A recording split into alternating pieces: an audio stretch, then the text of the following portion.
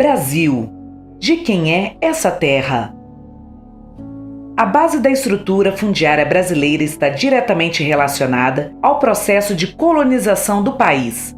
Esse período da história influenciou a formação de grandes latifúndios improdutivos e uma profunda desigualdade social vivenciada até hoje.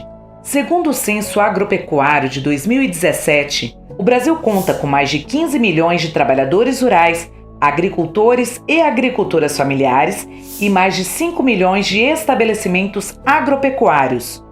As áreas com menos de 10 hectares representam um pouco mais de 50% dos estabelecimentos rurais no país, mas ocupam apenas 2,29% do território nacional. Enquanto isso, as áreas acima de 1.000 hectares, que representam apenas 1% dos estabelecimentos, ocupam 47% do território nacional. Em 1850, nós temos um primeiro regime de terras com a Lei de Terras. É uma lei que estabeleceu a aquisição de terras por brasileiros, através, evidentemente, do mecanismo de compra e venda, excluindo naquele momento histórico populações indígenas, quilombolas e os camponeses. A legislação brasileira atual que disciplina a aquisição de imóveis rurais por estrangeiros é a Lei 5.709 de 1971. Portanto, uma legislação ainda do final da década de 70, editada pelos militares, que visava disciplinar o ingresso de capital estrangeiro no país, bem como o processo de desenvolvimento nacional. A partir da década de 1990, houve o advento do neoliberalismo e do processo de financiamento, de expansão do agronegócio e de entrada de capital estrangeiro no meio rural. Esse movimento resultou no início da tramitação de diversos projetos, em especial o Projeto de Lei 2.963, de 2019. E esse projeto de lei, ele permite, a aquisição de terras localizadas em todo o território nacional a estrangeiros. Permite, por exemplo, que pessoas de nacionalidades distintas possam adquirir até 100% de terras localizadas em municípios brasileiros, o que é um absurdo. Além de um evidente ataque à nossa soberania, ele afronta a soberania alimentar nutricional daqueles que produzem, que trabalham na terra. Esse avanço do capital estrangeiro no Brasil é uma realidade em todo o país. Para mostrar na prática os impactos de tudo isso nas comunidades rurais, vamos para o estado do Maranhão. O Maranhão fica localizado na região nordeste do Brasil.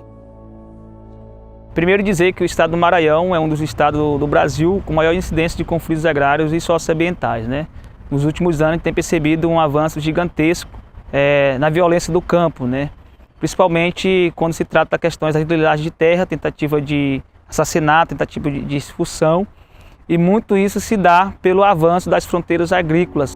Uma dessas fronteiras agrícolas em expansão e que conta com profundos conflitos agrários é a região do Matopiba, que abrange os estados do Maranhão, Tocantins, Piauí e Bahia. Nessa região predomina a produção de soja e milho. A comunidade visitada fica dentro do Parque Estadual do Mirador, que faz parte do Matopiba. Dentro do parque, quando foi criado, já existiam as famílias tradicionais lá dentro. Percebe que lá já tem incidência de registro de imóveis, por parte de empresas privadas. Se dá também por processo de investimento de capital estrangeiro. Eu nasci e me criei lá. Meu pai nasceu e se criou lá naquela região. Então, fui obrigado a vir de lá porque a gente não aguentava mais o sufoco lá, a pressão. A previsão nossa aqui é de adquirir alguma coisa que tenha, tipo um documento. A gente não sabe se é terra de empresa ou de estado. Sempre vem órgão aqui, mas a gente não sabe de quem é essa área aqui, o parque. Essas empresas aí, eles derrubam meio mundo aí fica dizendo que a reserva é aqui. Que a reserva delas é aqui. E quando a gente bota uma roça, eles vão vigiar lá o lugar, que aí vão, não é para queimar a roça, que é para caçar meio, que precisa o carro vai embora. E nós queremos ser reconhecidos para o governo, que por um jeito assim, como que nós não somos reconhecidos, né? O nosso lugar é bom, nós não queremos deixar nosso lugar. Eu não quero deixar meu lugar aqui é bom. Aqui não tem água encanada, não tem energia, não tem escola, nem tem posto de saúde. Tudo é difícil aqui. Porque se quer um parque, aí não pode fazer nada aqui, que é no parque. O prefeito diz que não traz nada para cá porque é no parque.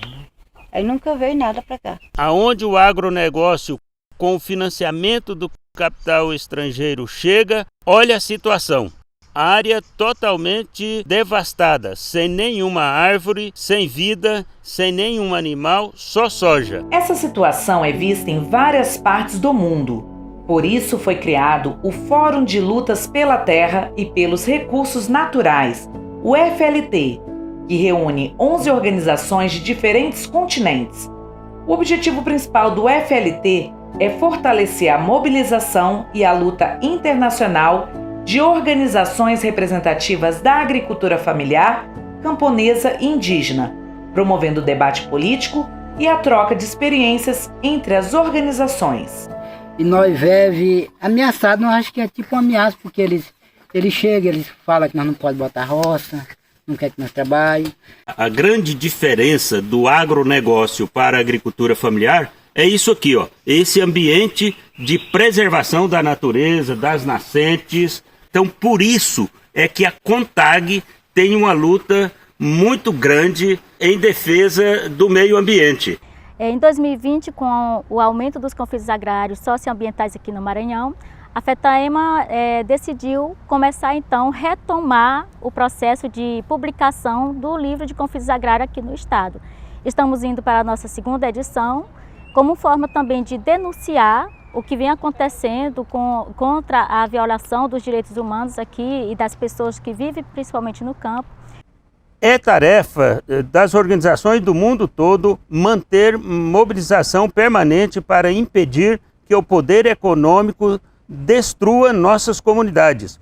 Como disse Dom Pedro Casaldáliga, quanto mais difícil o tempo, mais forte deve ser nossa esperança. Vamos esperançar juntos e construir outro mundo possível. Essa terra é nossa.